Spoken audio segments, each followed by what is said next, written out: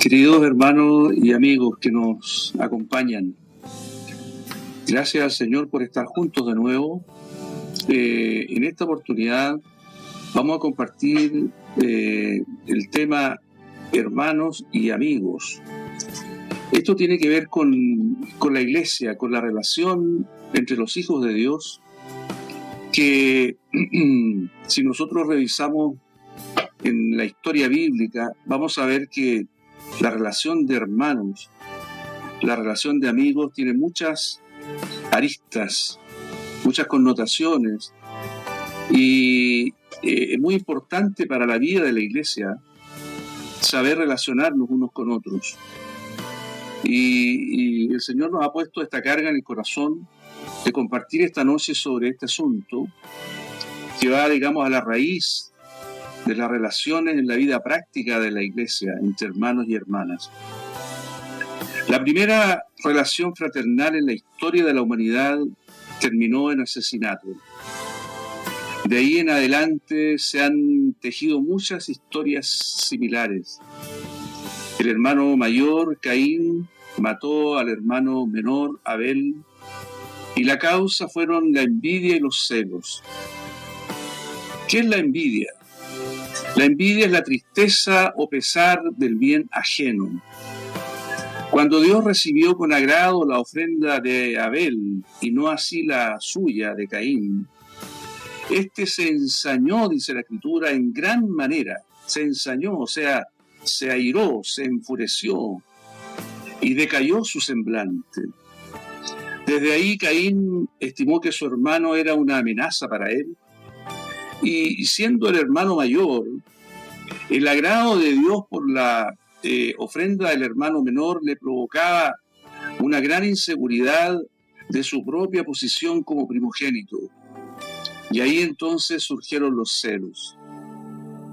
Caín transitó entre la envidia hacia los celos y decidió deshacerse del problema y de la amenaza que Abel significaba para él, y lo mató.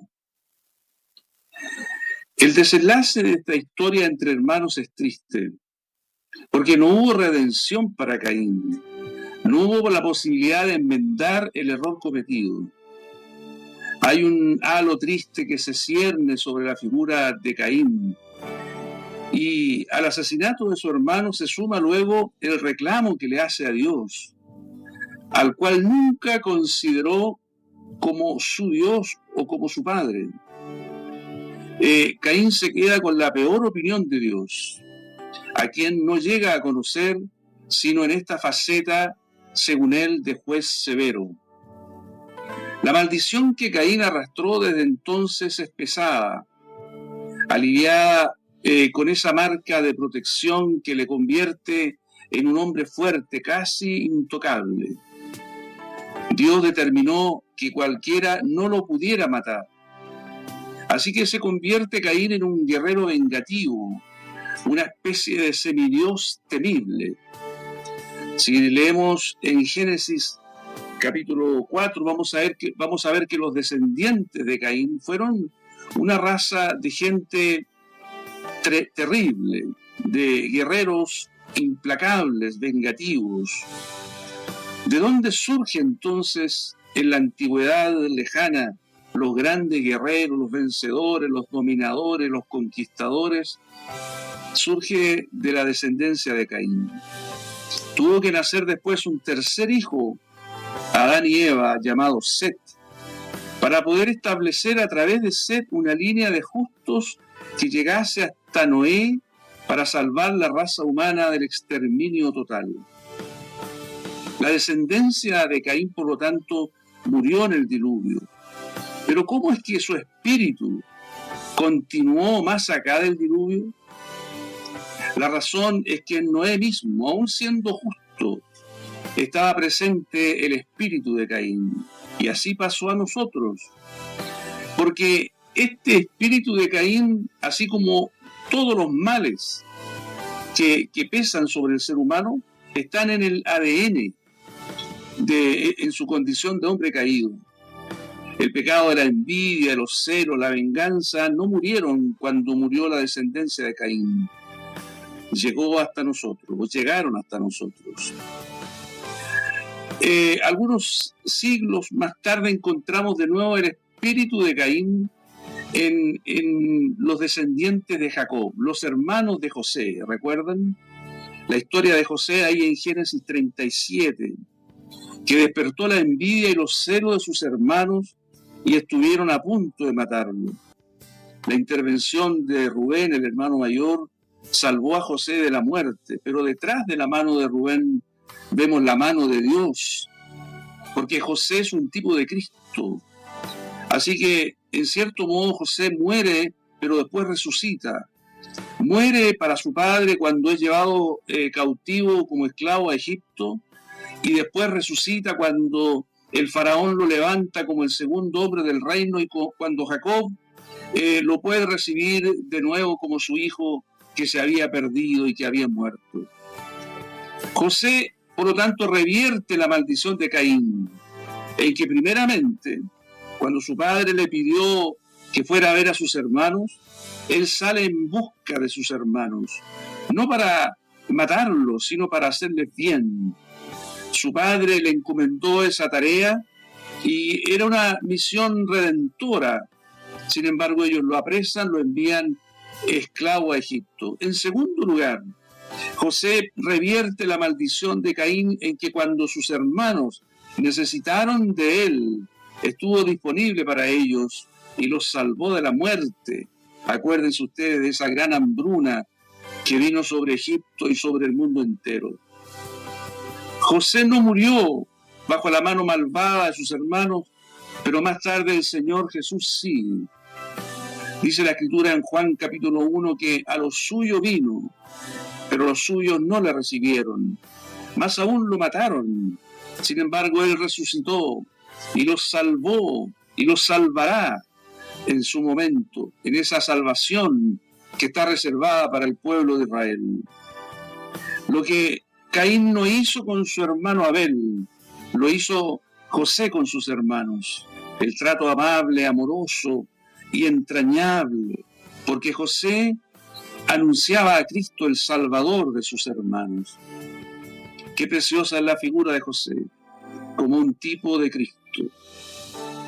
Avanzamos en la historia de Israel y nos encontramos en el tiempo de los reyes. Y volvemos a presenciar una escena entre hermanos, David y Jonatán. No eran hermanos de carne, sino hermanos que estaban unidos por lazos más trascendentes que los lazos de la carne y de la sangre. Los hermanos de David, de carne y sangre, no creían en él, pero Jonatán, el hijo del rey Saúl, el rey desechado, creyó que David sería el futuro rey glorioso de Israel. Contra todo lo imaginado, Jonatán amó a David porque reconoció en él al ungido de Dios por sobre su propio padre y por sobre él mismo, porque Jonatán era el heredero de Saúl.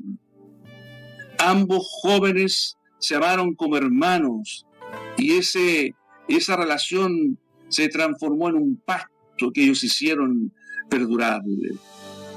Después que David matara a Goliat, ellos se conocieron y surgieron nobles sentimientos entre Jonatán el príncipe y David el pastor de las ovejas que había vencido a Goliat. Jonatán favoreció a David de muchas maneras, librándolo de la muerte, librándolo de su propio padre. El amor entre ellos desafía todo lo humano. En medio del odio de Saúl hacia David, surge el amor de su hijo por David. La semilla del odio no pudo engendrar odio en el corazón de David, porque David también es un tipo de Cristo. En su corazón no hay odio, sino siempre esa actitud de favorecer, de amar sin condiciones.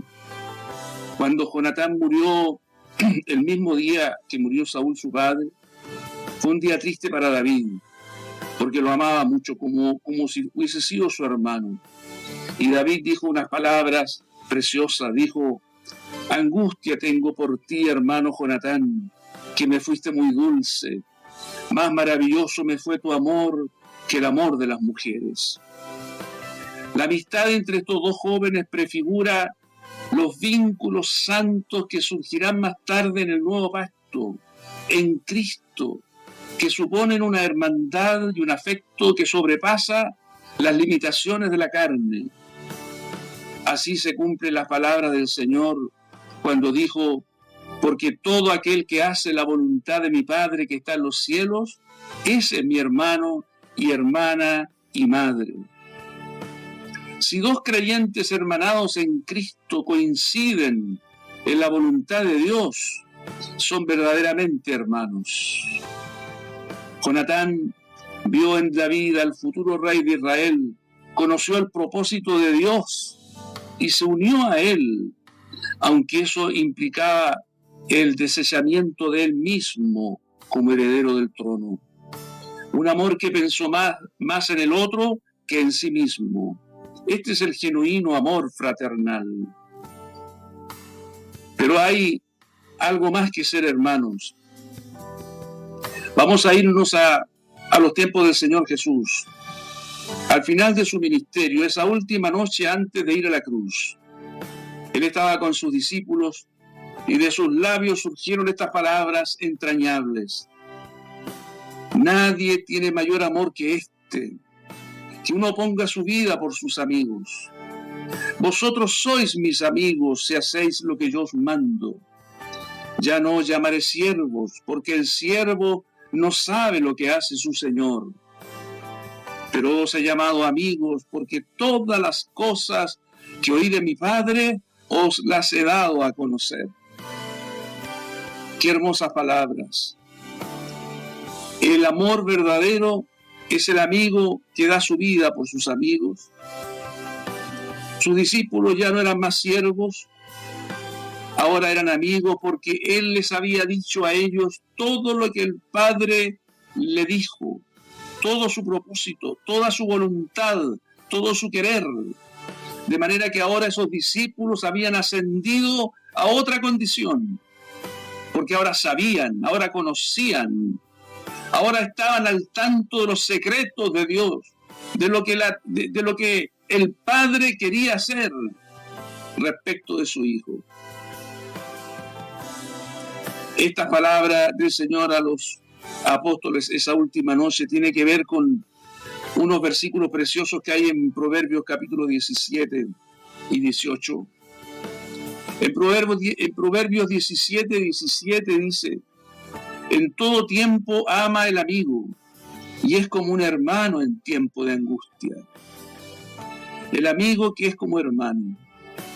Luego en el capítulo siguiente, 18, versículo 24, dice: el hombre que tiene amigos ha de mostrarse amigo, y amigo hay más unido que un hermano. Primero dice que el amigo es como un hermano, y luego dice que hay amigos que son más que un hermano. El Señor dice a sus discípulos que son sus amigos porque ya Judas había salido. Les habla del amor y les habla de la amistad. ¿Y cuál es la clave de la amistad? Ellos ahora conocen la voluntad de Dios y comparten con su maestro ese conocimiento y ese propósito. Recordemos, los hermanos del Señor no son los hijos de María, no son los hermanos de carne y sangre, sino los que hacen la voluntad de Dios, conociéndola primero, naturalmente. Y ahora ellos no solo son hermanos, sino que son más que eso, son amigos. El apóstol Juan estaba presente esa noche sin duda. Él estaba recostado sobre el pecho del Señor. Era un muchacho muy receptivo a las palabras y a las enseñanzas de su maestro. Y por eso en la tercera epístola que él escribió al final del siglo I y que está ubicada al final de la Biblia, él termina la tercera epístola con estas preciosas palabras. Dice: los amigos te saludan. Saluda tú a los amigos, a cada uno en particular. Este saludo de Juan, este saludo final, muestra la entrañable relación que había entre Juan con algunos hermanos. Esta palabra de Juan sigue la misma línea de lo que el Señor les dijo aquella última noche. Hay hermanos, pero también hay amigos. Y los amigos son aquellos que conocen y que tienen una comunidad de afectos en torno al Señor y a su propósito. La expresión a cada uno en particular implica cercanía, intimidad, una relación personal. En el Salmo 55:14 encontramos unas palabras preciosas que confirman todo lo que estamos diciendo. Dice: juntos comunicábamos dulcemente los secretos y andábamos en amistad en la casa de Dios. Esta es la expresión práctica de la amistad en Cristo. Comunicarse juntos dulcemente los secretos. ¿Qué secretos? No son secretos cualquiera. No son secretos entre dos personas simplemente, sino entre dos personas que aman al Señor, que conocen su voluntad y caminan juntos en unidad de propósito y fines. Los secretos. Y luego dice: y andábamos en amistad en la casa de Dios. La amistad tiene que ver con amigos, con ser amigos. La relación entre el Señor y sus discípulos fue no solo de Señor a siervo, sino de amigos. Y Juan, el apóstol amado, el que conocía tan bien el corazón del Señor, él usa de nuevo esta palabra. Queridos hermanos y hermanas, ¿por qué estamos hablando de estas cosas? Porque en los tiempos que nosotros vivimos, nosotros necesitamos cuidar las relaciones fraternales dentro de la iglesia. De hecho, la palabra Filadelfia, de la penúltima carta del Señor a las iglesias de Asia, en Apocalipsis, la palabra Filadelfia significa amor de hermano. Es el prototipo, es el ideal de iglesia. Pero hermanos, no que comparten carne y sangre, no que meramente juntos invocan al Señor Jesús, sino que más allá mantienen una comunión íntima, una comunión de propósito, de misión. Persiguen los fines que Dios persigue y que por lo tanto son confiables, por lo tanto son entrañables y nada los puede separar. ¿Cuánto necesitamos nosotros en este tiempo en que el amor de muchos se enfría, en que está la iglesia en Éfeso que ha perdido su primer amor, en que el amor es solo una cosa de nombre, solo una cosa que se predica desde el púlpito, pero que no alcanza la realidad interior y la realidad práctica entre los hermanos, en que hay traiciones, en que hay envidias y hay celos. Oh, queridos hermanos y hermanas, lamentablemente la semilla de Caín no ha terminado, no se ha secado, sigue dando fruto. De hecho, en los días de Juan, cuando él escribió esta tercera epístola, tampoco la semilla de Caín había terminado. Mire, vamos a decir algo tremendamente importante. A fines del siglo I, cuando Juan desarrolló su ministerio, había tres clases de personas en la iglesia. Estaban los hermanos que son amigos, y estaban los nicolaitas. Lo vemos porque en la carta del Señor a Éfeso y luego a Pérgamo aparecen mencionados los nicolaitas. Y ya vamos a explicar qué significa eso. Los hermanos que son amigos y los nicolaitas. Los amigos son un paso más allá que los hermanos, como acabamos de expresar. Y los nicolaitas son un paso más acá que los hermanos. La palabra nicolaíta se compone de dos elementos griegos. Nico, que significa los que dominan, y laos, que significa pueblo. Es decir, son los que vencen o dominan al pueblo, los que se ponen encima, o con palabras de Pedro, son los que se enseñorean de la grey. Ellos constituyen una casta, un grupo, con ciertas características, con ciertas prebendas ventajas, una casta de arcontes y megaloi. ¿Se acuerda? En un compartir pasado hablamos de los arcontes y los megaloi, es decir, de los gobernantes y los grandes de este mundo, con los cuales el Señor contrasta el espíritu de Cristo, que es el espíritu de servicio de los diáconos, de los que sirven y de los que se consideran a sí mismos como niños. Estos nicolaitas son entonces estos arcontes y megaloi que gobiernan la iglesia con un espíritu extraño a Cristo. Ellos siguen el camino de las naciones, el camino de la grandeza, del gobierno carnal, natural, de un corazón que ansía la grandeza, que anhela la figuración pública. Estos nicolaitas han heredado el espíritu de Caín, porque se ponen por encima de los hermanos, doblegan a las ovejas débiles, matan el espíritu de cuerpo, que es característico de la iglesia, y forman una casta superior que se interpone entre la iglesia y Cristo. Una casta que se atribuye autoridad y regalías especiales. Se atribuyen la exclusividad del oficio de sacerdotes cuando el Señor dice a través de Pedro que nosotros somos un reino, un linaje escogido y un reino de sacerdotes, real sacerdocio, nación santa, etc. El principal exponente del nicolaísmo en el Nuevo Testamento es Diótrefes, que aparece en la tercera epístola de Juan, versículo 9. Vamos a leer ese versículo.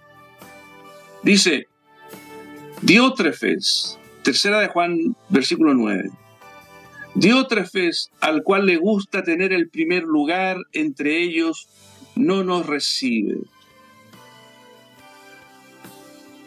El que habla es Juan, el apóstol amado, el último de los apóstoles vivo, porque todos los demás a esta altura ya habían partido con el Señor.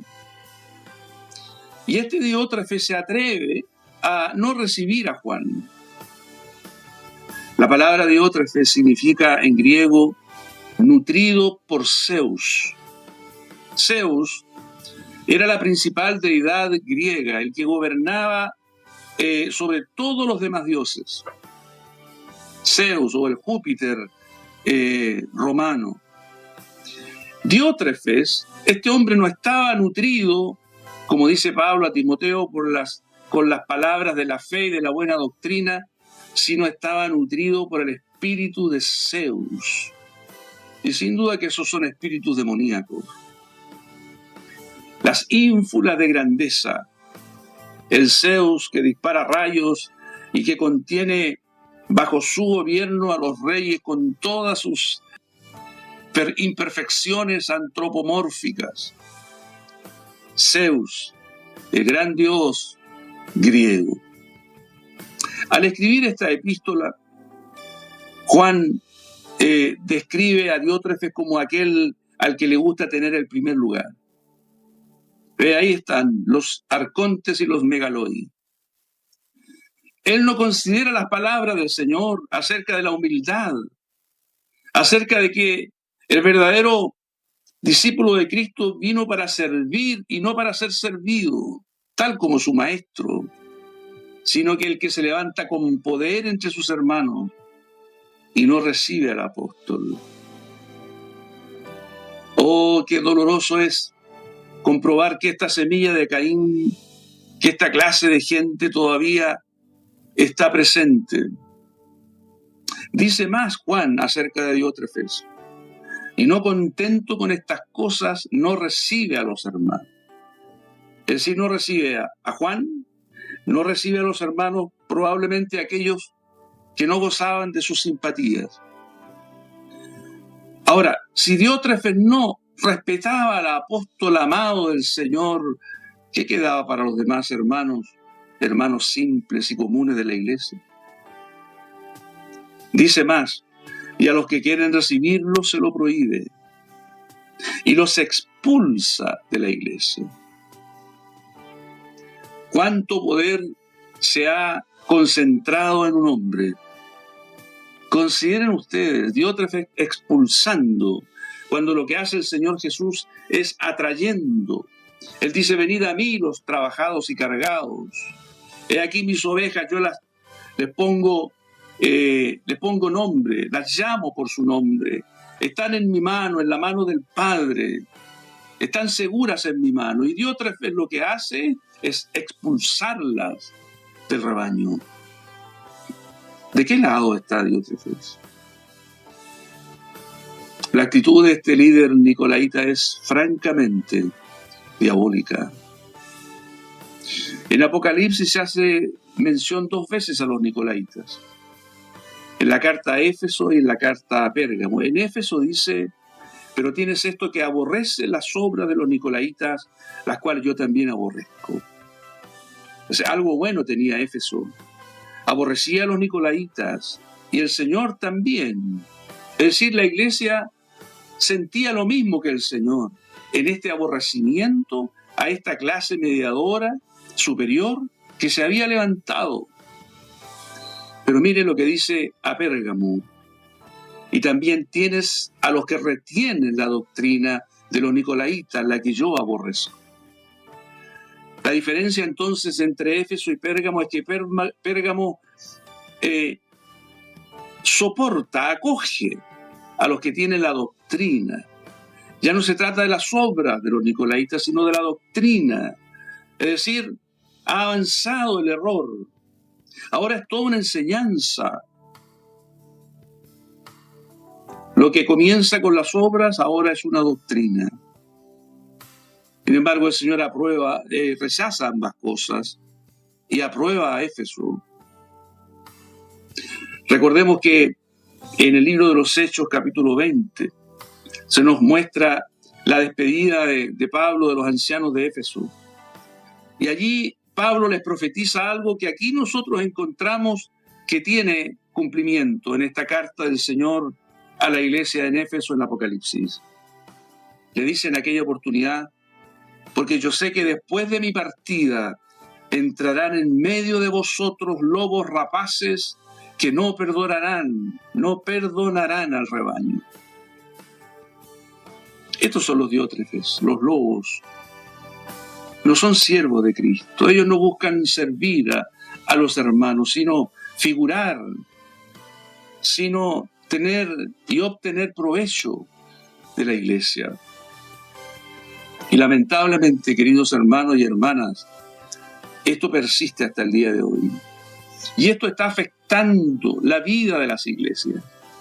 Y está creando un cierto tipo de hermano que es rechazado, que es expulsado, que en su debilidad no puede defenderse, que recibe las amenazas de quienes supuestamente tienen la unción y se sienten como arrojados al infierno, en las tinieblas de afuera, como dice el Señor en otro lugar. Es algo tremendo, porque la iglesia tiene que ser una Betania, o una cueva de Adulam, o una casa de misericordia, un mesón como aquel mesón al cual el buen samaritano llevó a este hombre malherido para que fuera recuperado y sanado. La iglesia es esencialmente misericordia, amor que se desgrana, que se manifiesta, que se expresa, que se derrama para sanar. para restaurar. Y entonces cuando vemos la semilla de este Caín, que mata a su hermano, o de aquellos hermanos de José que lo envidian, que sienten celos y quieren matarlo, entonces vemos que esto resurge, no solo en el tiempo de Juan, sino en nuestros días.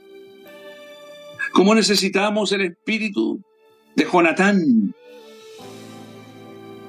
como necesitamos esta amistad dulce, genuina, profunda, estos lazos del espíritu, para que los hijos de Dios sean más que hermanos, sean amigos, que comparten el sentir de Dios respecto a Cristo, que comparten los propósitos de Dios, la voluntad de Dios, y que se comunican dulcemente los secretos en la casa de Dios. Hay dos grandes líneas que unen a los hombres desde Caín hasta hoy. Los fuertes por un lado, los débiles por otro. Los dominadores por un lado, los megaloi, y los dominados, los siervos, los esclavos. La línea de Caín pasa por los hermanos de José y continúa en los nicolaitas y en los diótrefes. La línea de Abel, en cambio, pasa por José, el amado, aquel hombre de carácter dulce, perdonador, por David, el hombre según el corazón de Dios, y llega hasta Juan. Juan, qué hermoso carácter. Antes había sido un hijo del trueno, pero ahora todas las cosas las hace con mansedumbre y con amor y con una paciencia extrema. Porque cuando vemos ahí cómo Juan piensa enfrentar a Diótrefes, no lo hace con las mismas armas que usa Diótrefes, lo hace con las armas del amor, buscando la redención del hombre extraviado, a ver si su conciencia despierta para darse cuenta de los errores que está cometiendo. Queridos hermanos y hermanas, hay muchos hijos de Dios sufriendo hoy por causa de estos excesos, por causa de estos caracteres, por causa de estos afanes de grandeza en medio del pueblo de Dios. ¿Permaneceremos indiferentes cuando conocemos un caso tras otro? ¿Qué haremos nosotros sino interceder, orar, ponernos en la brecha para que el Señor sacuda lo que haya que sacudir, para que caiga lo que tiene que caer, para que el Señor restablezca los verdaderos principios por los cuales se rige la Iglesia, el amor inefable de Cristo, expresado en todos los miembros, en amor y en paciencia y en conmiseración, especialmente por los débiles. Hay una atención especial de Dios por sus pequeños. Los pequeños de Dios son objeto de su amor y de su misericordia. Los débiles, las ovejas débiles, como nos dice el profeta Ezequiel. Aquí no se trata de presentar una batalla carnal, simplemente ponernos del lado de Dios y batallar en oración. ¿Cuántos hay necesitados hoy? Necesitados de ser consolados y restaurados. Cuánta violencia se ha ejercido sobre las pequeñas ovejas del Señor en medio de las iglesias.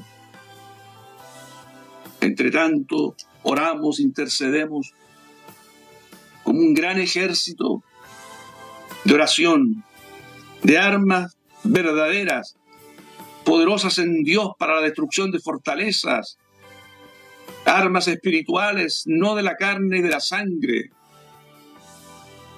porque la iglesia prevalecerá, porque los principios del amor permanecerán. Somos llamados a establecer vínculos profundos con los que aman al Señor y han decidido hacer su voluntad. Nuestro anhelo es alcanzar esa comunión no solo de hermanos, sino de más que hermanos, de amigos en Cristo. Y amarnos y consultar al Señor acerca de su propósito y auscultar su corazón para saber qué es lo que Él quiere hacer y con quiénes lo quiere hacer. Tal vez no sean los amigos un grupo muy grande, porque las palabras de Juan dicen a cada uno en particular, lo cual significa o implica que eran fácilmente identificables, no era una muchedumbre.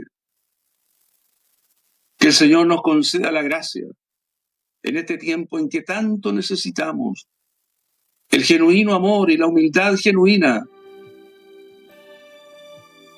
la gracia de estar en el lado correcto, para que el Señor pueda tener una iglesia gloriosa, sin mancha y sin arruga, una iglesia que exprese el Espíritu de Cristo. Podemos ver la gravedad del asunto, la seriedad del problema al que nos enfrentamos. Es necesario caer de la grandeza humana, dejar de lado los caminos que sigue el mundo y buscar en lo secreto, ser bautizados en ese Espíritu de Cristo, de la humildad, de la mansedumbre, de la paciencia, de la ternura, en el trato unos con otros. No sea que caigan sobre nosotros los juicios del Señor sobre aquellos siervos que azotaron a sus consiervos y que después fueron juzgados por el Señor. Este es tiempo de que nosotros nos bauticemos en este Espíritu de Cristo, abandonando toda señal, toda expresión, toda huella del espíritu de Caín, del espíritu de los Nicolaitas, del espíritu de Diótrefes. Siervos, solo siervos, esclavos de Cristo y servidores unos de otros. Queridos hermanos y hermanas, este es el mensaje de hoy. Y no es un mensaje cualquiera, es un mensaje que quema el corazón, que pone alas a las palabras. Es un mensaje que deberá romper toda dureza, toda altivez, para que nos podamos sumergir en el Espíritu Santo y ser llenos de la mansedumbre de Cristo. Vamos a orar y vamos a pedir al Señor que Él ordene su casa, que Él levante, que Él abata a los que tiene que levantar y a los que tiene que abatir. Pedir al Señor que en su amor y su misericordia sane las ovejas heridas, restaure las ovejas perniquebradas, que el Señor traiga de vuelta a sí mismo a los que se han alejado y que están por esos montes enredados entre los espinos y las zarzas. Oremos al Señor. Padre, ponemos nuestro corazón en esto que decimos. Padre, te rogamos que en tu amor y en tu misericordia tú sanes, restaures, consueles, pongas bálsamo en los corazones rotos y afligidos que han sido atropellados, pisoteados, maltratados por los Diótrefes, por los Nicolaitas de hoy. Levanta, Señor, tu testimonio a favor de los pequeños, porque a estos te agradó revelarles